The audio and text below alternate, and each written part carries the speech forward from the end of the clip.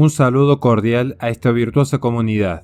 Gracias al apoyo de la gente que nos ayuda a través de Patreon a sostener nuestro apostolado y misiones, también podemos mantener este humilde canal y, por pedido de ellos, hoy corresponde hablar de la filosofía que envuelve una dura película que explora la relación entre un padre y un hijo. The Road es una película basada en la novela homónima de Cormac McCarthy. La historia sigue a un padre, interpretado por Viggo Mortensen, y su hijo, interpretado por Cody Smith-McPhee, mientras ambos luchan por sobrevivir en un mundo post-apocalíptico y desolado. El mundo ha sido devastado por un evento catastrófico no revelado y está lleno de peligros, canibalismo y desesperación.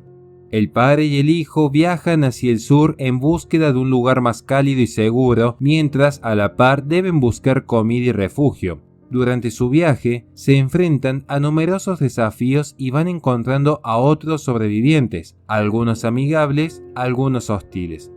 La relación entre el padre y el hijo es el núcleo central de la película, ya que el padre se esfuerza por proteger a su hijo y mantener la esperanza en un mundo tan devastado. En ese sentido, el film es por demás sombrío pero también conmovedor, donde se van explorando temas acerca de la moralidad, la humanidad y el amor en un entorno apocalíptico. Y vale remarcar que el vínculo que hay entre el padre y el hijo es lo que captó la atención en mí y lo que me lleva hoy a reflexionar sobre la filosofía que se envuelve dentro de esta película, ya que aquí se está destacando la lucha por la supervivencia en un mundo donde la civilización ha colapsado y lo principal que debe sobrevivir es justamente el amor dentro de la familia y la educación moral que se va desvaneciendo paulatinamente, donde parece ya no haber esperanza alguna. La película explora el concepto existencialista de la vida en un mundo absurdo y sin sentido. Los personajes principales están luchando por encontrar un propósito y un sentido en un mundo ya devastado, lo que pareciera reflejar la idea existencialista de que la vida no tiene ningún significado intrínseco y que debemos crear nuestro propio significado. Al menos eso es lo que para muchos se intenta transmitir. Sin embargo, veremos luego que, al menos a título personal, me parece que la película tiene en realidad un mensaje por demás conservador, pero ya llegaremos a ese punto. Ciertamente, y siguiendo lo que muchos interpretan, se observan preguntas sobre la moralidad en situaciones extremas, donde el padre debe enfrentar decisiones éticas muy difíciles como el canibalismo para sobrevivir o negar la ayuda a necesitados para salvaguardar la propia vida. Esto lleva a una reflexión sobre si las normas morales son absolutas o si pueden ser relativizadas en circunstancias extremas, si acaso es que resulta posible siquiera hablar de moral en un mundo tan atroz. The Road pone a prueba la naturaleza humana al mostrar cómo las personas pueden volverse violentas y despiadadas en un mundo posapocalíptico, lo que refiere en algún punto a la naturaleza humana tendiente al mal cuando desaparece el orden social. En este punto quisiera también que cada uno que esté viendo este video pudiera comentar si consideran al ser humano absolutamente malo por naturaleza o si acaso tiene una visión más benigna del mismo. También que puedan fundamentar cuál es el punto de referencia que toman para considerar la propia naturaleza. Retomando el análisis, también resulta interesante considerar al mismo tiempo cómo se muestran actos de bondad y sacrificio, y esto también plantea preguntas sobre la dualidad de la naturaleza humana, donde nuevamente se ve lo contradictoria que es nuestra condición al ser capaz un mismo individuo tanto de grandes males como de grandes bienes. Aún en un espacio tan desolado, pareciera conservarse aquella esperanza última en torno a lo que es bueno, verdadero y bello. Durante el film se va explorando la lucha entre la naturaleza y la desesperación. El padre intenta inculcar la esperanza en su hijo a pesar de las terribles circunstancias, algo que por cierto me recordó a la película La vida es bella, la cual amerita otro video por cierto. En la película The Road, de hecho, se plantean cuestiones filosóficas sobre la resiliencia humana y la capacidad de aferrarse a la esperanza en situaciones desesperadas. También es posible considerar que la película refleja el concepto del silencio de Dios, donde los personajes se enfrentan a un mundo aparentemente indiferente a los sufrimientos. Esto se relaciona directamente con la filosofía del absurdo, donde la vida puede parecer irracional y sin sentido, tal como lo sostuvieran pensadores como Albert Camus o Jean-Paul Sartre. Sin embargo, y a título personal, la filosofía principal que se halla en la presente película refiere concretamente, y tal como se dijo al inicio, a la relación entre el padre y el hijo, y es aquí donde pido encarecidamente su suma atención para comprender un concepto que trabajé para el presente video. El padre es tanto en la película como en la vida real de uno, un puente entre la seguridad interna y la amenaza externa. Es una figura de autoridad, firmeza, disciplina y exigencia que en más de una ocasión es percibida como hostil para todo niño. La figura parental tradicionalmente cuenta con esa función que hoy a muchos le parece inadecuada. Dicho esto, y a pesar de la apariencia inmediata y superficial, esa función es sumamente importante para que una persona madure adecuadamente. El padre que exige, tal como se ve en la película, es como un muro contra el que choca su retoño una y otra vez. De alguna manera, ese tipo de padre es un simulacro iniciático de lo que habrá de llegar después, de la vida misma, del mundo exterior, del mundo real.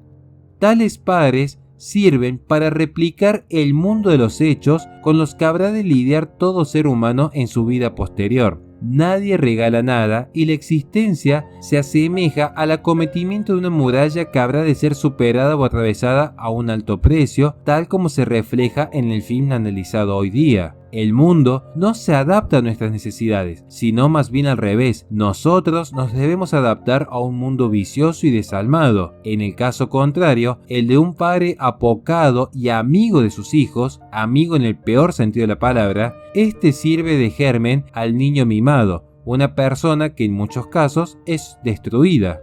Este tipo de niños mimados, por otro lado, son el fruto del narcisismo paterno, que solo puede aceptar la excelencia innata de alguien con quien se identifica. Los padres tradicionales, por otro lado, establecieron una mayor distancia entre su identidad y la de sus hijos, siendo, además, muchísimo menos narcisista que los padres actuales. La mente del padre narcisista razona de la siguiente manera: si es mi hijo, entonces debe ser o Mozart o Shakespeare. Cualquiera que cuestione sus talentos y su voluntad de mi vástago me ofende, y por ende a mí también. En inglés, tales niños son llamados spoiled children, y con toda razón. Hablaríamos literalmente de niños estropeados o echados a perder. Alguien que se atreve a gritar y lanzar órdenes a sus padres, junto con los invitados de este en un salón familiar, cuenta con un futuro tenebroso por adelante, porque ya es un niño mal criado en el sentido más literal de la palabra. Las prácticas a las que se ha ido acostumbrando tal individuo en el seno de su propio hogar le garantizan una total falta de éxito fuera del mismo. Nadie puede, por ejemplo, conducirse de ese modo en el mundo laboral sin recibir una sanción ejemplarizante. Volviendo a la película, se observa que el protagonista que funge como padre es quien debe formar con dureza a su hijo para que éste pueda enfrentarse a las hostilidades externas, hostilidades que no dudarán en eliminar cualquier intento de capricho que sí sería tolerado por un mal padre en el seno de un hogar posmoderno. Es el padre en la película quien con su amor debe evitar un spoiler children en su hijo. Saltando nuevamente de la película a la realidad, todos sabemos que, en el mundo actual, nuestro valor humano está particularmente asociado a nuestro desempeño profesional. Como dijo en algún momento el psicólogo Jordan Peterson, tener depresión y verse en la situación de ser el último mono social son dos situaciones que generan sensaciones subjetivas prácticamente idénticas. Aquel que mima a sus hijos arruina su vida. Quien es exigente con ellos los prepara a estos para lo que habrá de venir, al igual que en un simulador de vuelo se prepara a los pilotos para volar. Se puede decir entonces que este mimar y minar a los hijos es una práctica cotidiana extraordinariamente común y nociva. Ya Ortega habló de ello, aunque en el plano extrafamiliar de la propia estructura social, y dijo: esto nos lleva a apuntar el diagrama psicológico del hombre masa. Dos primeros rasgos: la libre expresión de sus deseos vitales, por tanto de su persona, y la radical ingratitud hacia cuanto ha hecho posible la facilidad de su existencia. Uno y otros rasgos se componen en la conocida psicología del niño mimado, y en efecto no erraría quien utilice esta como una cuadrícula para mirar a su través el alma de las masas actuales. La criatura sometida a este régimen no tiene la experiencia de sus propios confines, se acostumbra a no contar con nadie superior a él. Así se explica y define el absurdo estado de ánimo que esas masas revelan. No les preocupa más que su bienestar y al mismo tiempo son insolidarias de las causas de ese bienestar.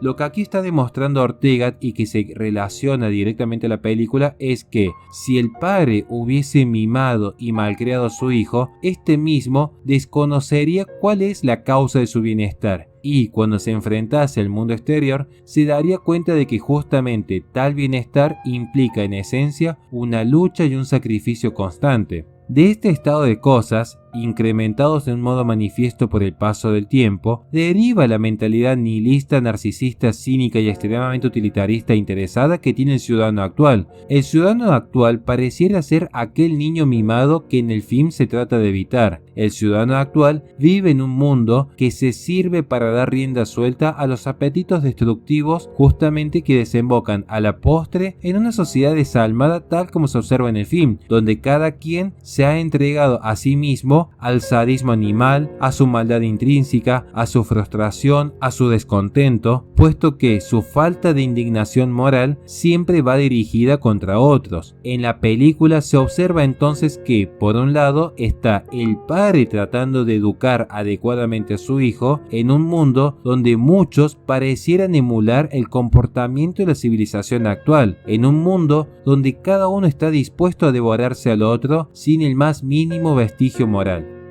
Resulta difícil no ver que entre la realidad del tiempo actual y la ficción de terror hay un gran paralelismo en cuanto hay una sociedad que oscila en extremos por demás inhumano, y uno como padre debe preparar a la prole para que sean capaces de sobrevivir aun cuando uno ya no esté en este mundo. Qué gran tarea formar una persona que, dispuesta a sobrevivir en semejantes amenazas, logre mantener su humanidad y sus virtudes sin caer en el canibalismo en el que se hunden tantos y tantos por solo pensar en sí mismos. De uno depende que el hijo se incline hacia el bien en un pántano de mal, o simplemente dejar que el niño mimado se convierta en aquellos otros devoradores de prójimos porque fue criado por padres narcisistas que solo pensaban en su yo sin considerar a los otros.